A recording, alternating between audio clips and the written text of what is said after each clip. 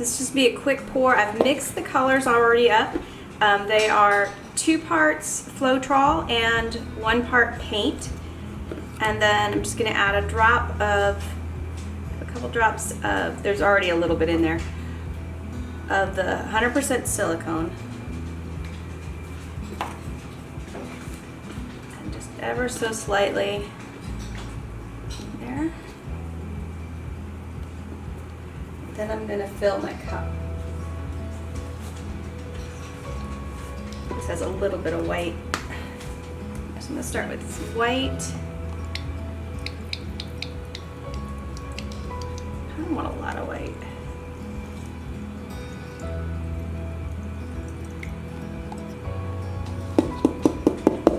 I'm gonna watch the air bubbles.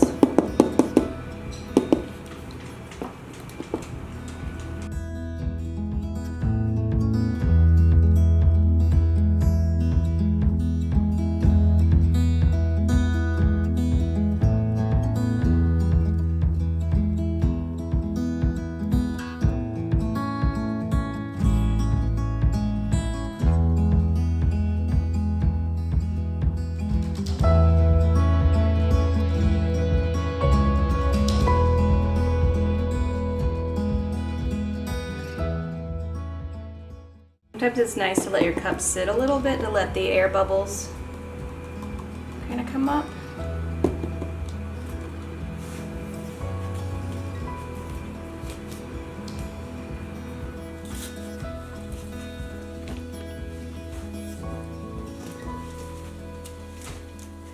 This is just a 12 by 12 canvas. And I think I'll pour it. Let me add some white to the canvas.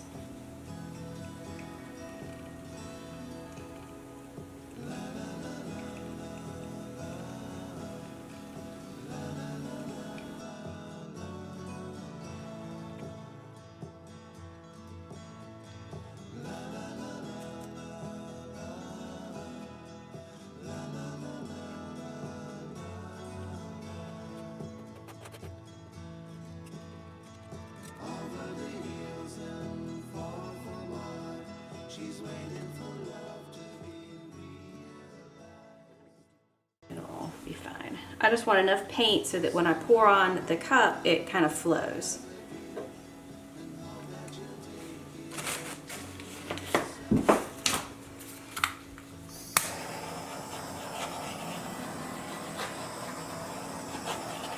Torch it just to pop some of the air bubbles in the paint.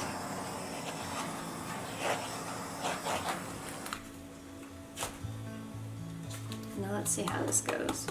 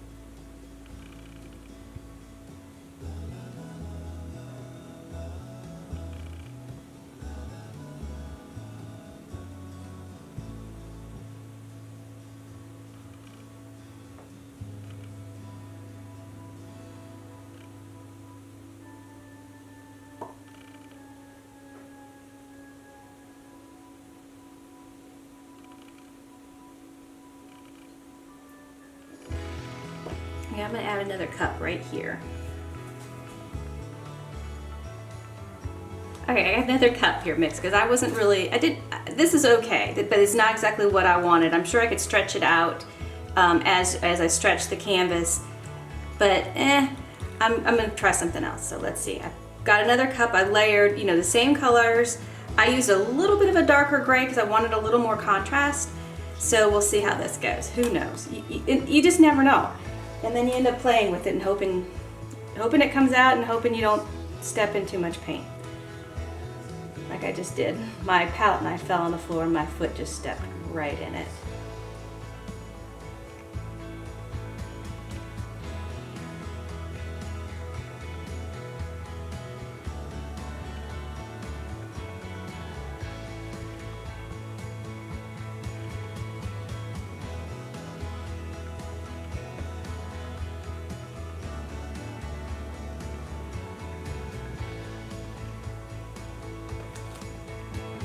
I feel like this canvas isn't level because it shouldn't be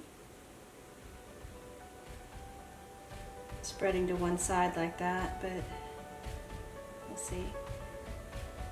See how this goes.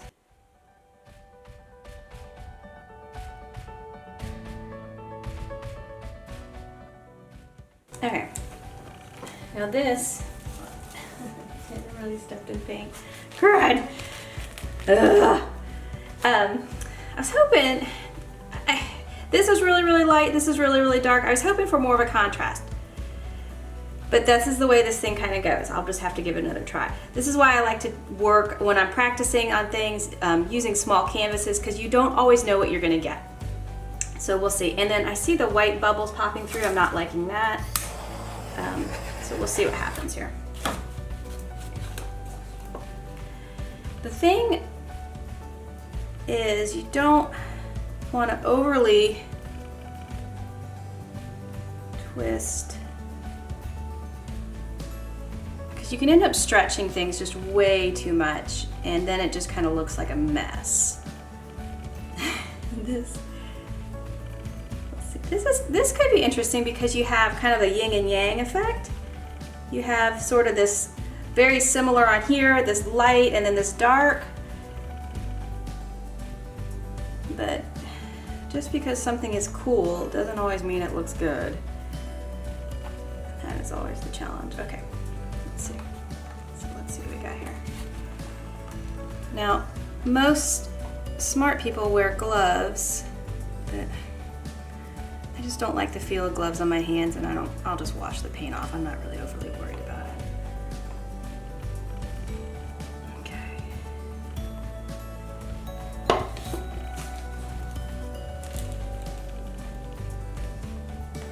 Now I have a pan down underneath here with some plastic around it so that the drippings, I've done several, that's why it's a really mess here, but all the drippings kind of go into this pan, or for the most part. Actually, I have a pan inside of a pan. I have a big washing machine kind of overflow pan on my table here with plastic over it. And then I have another pan here to catch the bulk of the drippings, just to make it easier to clean up. Now, I gotta be honest, I don't like it. And I say that a lot when I do these. I kind of look at it and go, that's not really what I was looking for, it's not what I wanted. If I really don't like it, I'll scrape the canvas and just pour again. Sometimes I can save it, and sometimes I don't even know if I really want to bother. So it is interesting. I don't know.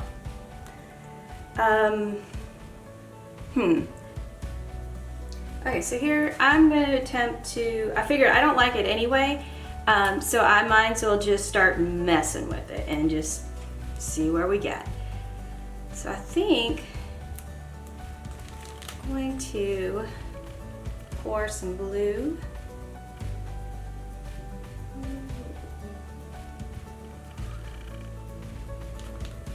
And then I might try see what that does.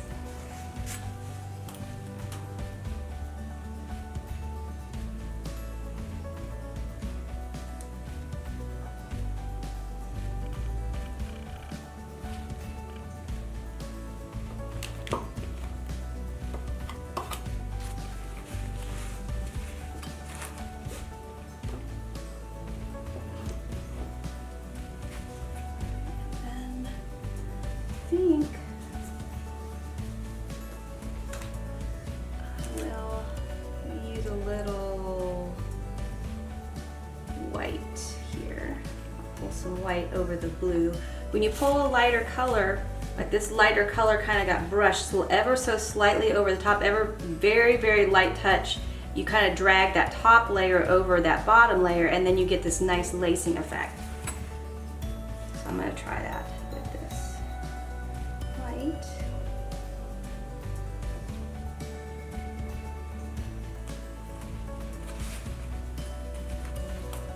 And of course that didn't work.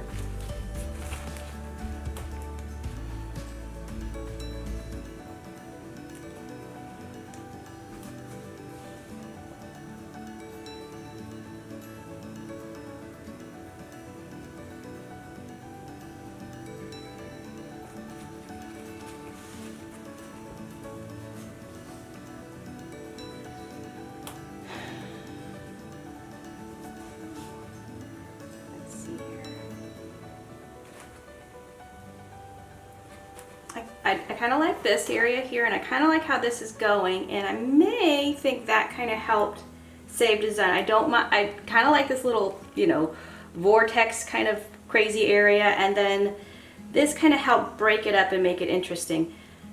I'm thinking I should probably leave it alone at this point because I feel like that helped it enough that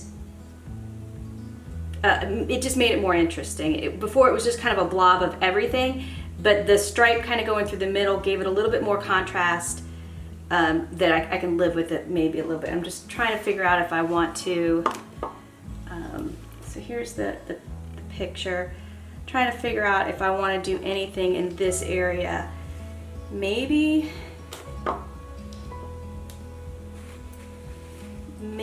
a little blue going, maybe this color going that way. Let's see.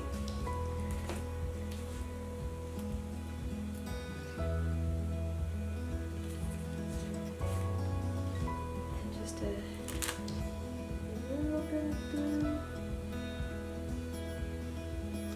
Let's see what this does. And it's so easy to decide that, oh, I'll try this or I'll try that, and get yourself to where you're like, you're kind of okay with a painting, and you just work it to death to where you've gone past the point of no return. I kind of do that a lot. I think I like that. So maybe just a little bit more. Let's see if we can ruin this thing. Got it to where I can live with it, and now I'm going to see if I can regret. Okay.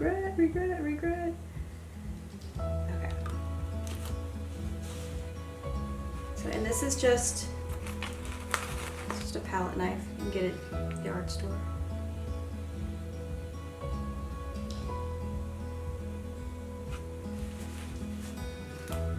Okay, I like that. Not touching it anymore. So now I kind of have some stuff going on, and I think I'm going to leave it. So the last thing with this painting, now that it's basically finished, I kind of like it. I'll see if I can kind of show you a little bit there. What I'm going to do now, and the thing I've learned the hard way is, one, this stuff, it makes a horrible mess. So I do put plastic down everywhere I'm working and take extra precautions. Now, given I'm probably messier than the average person, I get into what I'm painting, and the paint ends up, I think I'm being neat, it ends up on the dog, it ends up on the couch. But I do try to take precaution, I try to take extra precaution. But one thing I learned the hard way is to have an exit plan. Once you're done with this, it's gonna dry, and because there's so much paint on the canvas, It'll take about 24 hours for it to be dry to the touch, or sometimes longer. Sometimes it could take 2 days, 2 or 3 days to be dry to the touch. But even once it's dry to the touch, it could take several weeks to fully be cured. So, but at least for that first, 24, 48 hours, you need to know where you're going to stick it so that bugs don't get on it. Like, I don't put it in the garage to dry because inevitably there'll be a fly in the middle of the thing. Also, you need to have a very flat, level surface, because you'll have a painting, you'll think, oh, this is great, I came up, I really, really love it. And then you come back a couple hours later and all of the paint has, just basically slid off the canvas. So it has to be a level surface.